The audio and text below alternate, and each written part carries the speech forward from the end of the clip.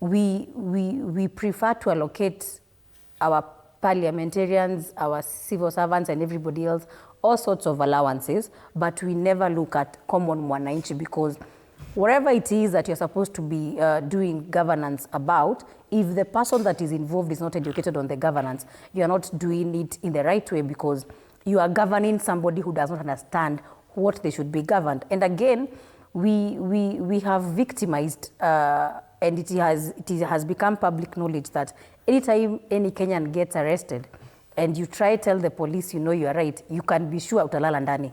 But if you keep quiet and you let them do whatever they feel they can do, you can be sure chances are that unaweza toa kitu kidogo, titisho kitu kidogo, and you're told to proceed home, or the police will be lenient with you.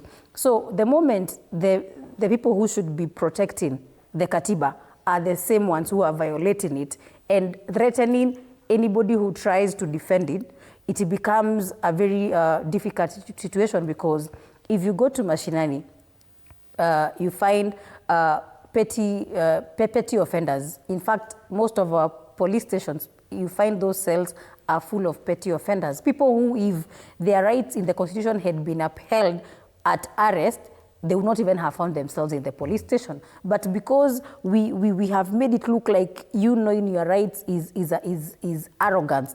You telling somebody, I understand my rights is seen like, you know, you want to make it look like you are very learned. So at the end of the day, people have decided, or for a reason or another, people have found themselves in a situation whereby nobody wants to really consult the Katiba.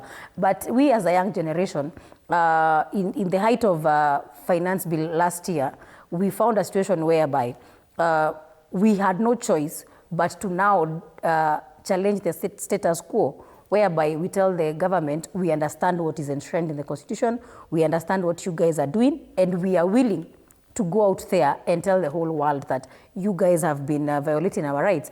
And even in this year, despite it being not as heightened as last year, when you go to mashinani, like yesterday I saw in the news whereby a meeting that was going on somewhere yesterday in Nyandarua County, and you find a 60-year-old standing up and telling the member of parliament that, you know what, abductions are happening in this country and it's wrong, because we should not be talking about abductions. Yes. So the older generation, when they have seen the young people have the interest of Katiba, they have also taken it upon themselves to listen and learn. And I really hope they can learn from a point of information, not just from the hearsay, because again, we have a problem of people learning the Constitution from hearsay. Katiba inasemanga, but if you ask them which article is that, if you ask them the exact wordings, or even when message was being passed from one person to another, it was distorted. So the person who is getting to understand the Constitution from a hearsay has